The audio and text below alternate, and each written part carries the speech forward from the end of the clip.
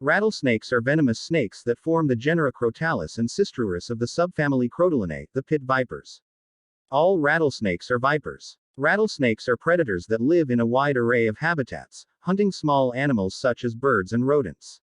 Rattlesnakes receive their name from the rattle located at the end of their tails, which makes a loud rattling noise when vibrated that deters predators or serves as a warning to passers-by. Rattlesnakes are the leading contributor to snakebite injuries in North America, but rarely bite unless provoked or threatened. If treated promptly, the bites are seldom fatal. The 36 known species of rattlesnakes have between 65 and 70 subspecies, all native to the Americas, ranging from British Columbia through Ontario in southern Canada, to central Argentina. The largest rattlesnake, the eastern diamondback, can measure up to 8 feet, 2.4 meters, in length. Rattlesnakes are preyed upon by hawks, weasels, king snakes, and a variety of other species. Rattlesnakes are heavily preyed upon as neonates, while they are still weak and immature. Large numbers of rattlesnakes are killed by humans. Rattlesnake populations in many areas are severely threatened by habitat destruction, poaching, and extermination campaigns. Aztec paintings, Central American temples, and the Great Burial Mounds in the southern United States are frequently adorned with depictions of rattlesnakes, often within the symbols and emblems of the most powerful deities. The feathered serpent of Mesoamerican religion was depicted as having the combined features of the quetzal and rattlesnake. The ancient Maya considered the rattlesnake to be a vision serpent that acted as a conduit to the otherworld. Rattlesnakes are a key element in Aztec mythology and were widely represented in Aztec art, including sculptures, jewelry, and architectural elements. Journalist Alistair Cook claimed that rattlesnake tastes just like chicken, only tougher. Others have compared the flavor to a wide range of other meats, including veal, frog, tortoise, quail, fish, rabbit, and even canned tuna. Methods of preparation include barbecuing and frying. Author Maud Newton, following a recipe by Harry Crews, described the taste, at least when breaded and fried, like a sinewy, half-starved tilapia. The rattlesnake became a symbolic animal for the colonials during the Revolutionary War period, and is depicted prominently on the Gadsden flag. It continues to be used as a symbol by the United States military and political movements within the United States. Rattlesnakes are the leading cause of snakebite injuries in North America and a significant cause in Central and South America. Rattlesnakes tend to avoid wide open spaces where they cannot hide from predators, and generally avoid humans if they are aware of their approach. Rattlesnakes rarely bite unless they feel threatened or provoked. A majority of victims, about 72%, are males. Around half of bites occur in cases where the victim saw the snake, yet made no effort to move away. Harassing or attacking a rattlesnake, illegal in some jurisdictions, puts one at much higher risk of a bite. Rattlesnakes seek to avoid humans and other predators or large herbivores that themselves pose lethal danger. Dogs, often much more aggressive than humans, are much more likely to experience a snakebite, and are more likely to die of a rattlesnake bite. Dogs can be vaccinated against rattlesnake bites. Caution is advised even when snakes are believed to be dead. Rattlesnake heads can sense, flick the tongue, and inflict venomous bites reflexively for up to an hour after being severed from the body. An estimated 7,000 to 8,000 people are bitten by venomous snakes in the United States each year, with about 5 deaths. The most important factor in survival following a severe envenomation is the time elapsed between the bite and treatment.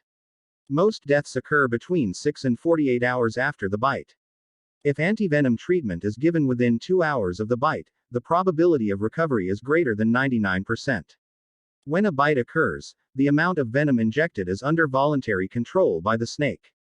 The amount released depends on a variety of factors, including the condition of the snake, e.g., having long, healthy fangs and a full venom sac, and its temperament, an angry, hungry snake that has just been stepped on versus a satiated snake that was merely surprised by walking near it.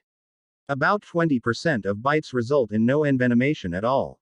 A lack of burning pain and edema 3/8 in 1 centimeter away from the fang marks after 1 hour suggests either no or minimal envenomation occurred. A lack of edema or erythema in the area of the bite after 8 hours indicates a lack of envenomation for most rattlesnake bites. Common symptoms include swelling, severe pain, tingling, weakness, anxiety, nausea and vomiting, hemorrhaging, perspiration, and rarely heart failure. Local pain following envenomation is often intense, increasing with the ensuing edema. Children generally experience more severe symptoms because they receive a larger amount of venom per unit of body mass. Antivenom, or antivenom, is commonly used to treat the effects of local and systemic pit viper envenomations.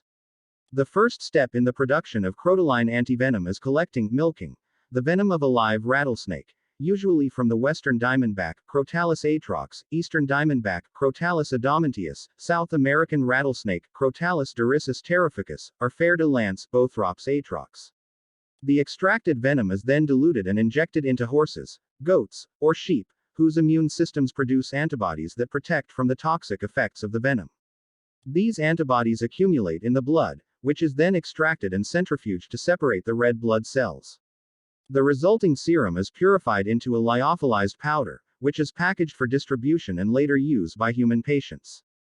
Because antivenom is derived from animal antibodies, people generally display an allergic response during infusion, known as serum sickness. In the United States, more than 15,000 domesticated animals are bitten by snakes each year. Rattlesnake envenomations account for 80% of the deadly incidents. Dogs are most commonly bitten on the front legs and head.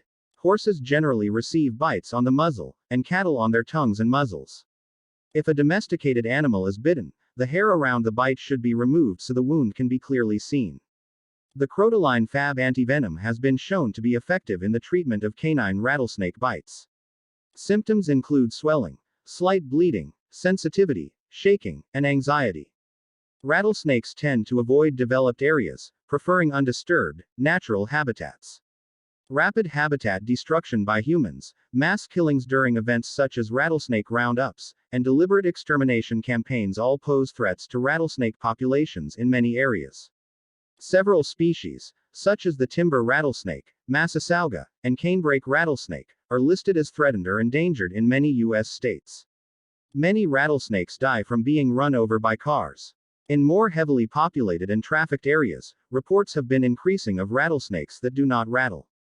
This phenomenon is commonly attributed to selective pressure by humans, who often kill the snakes when they are discovered.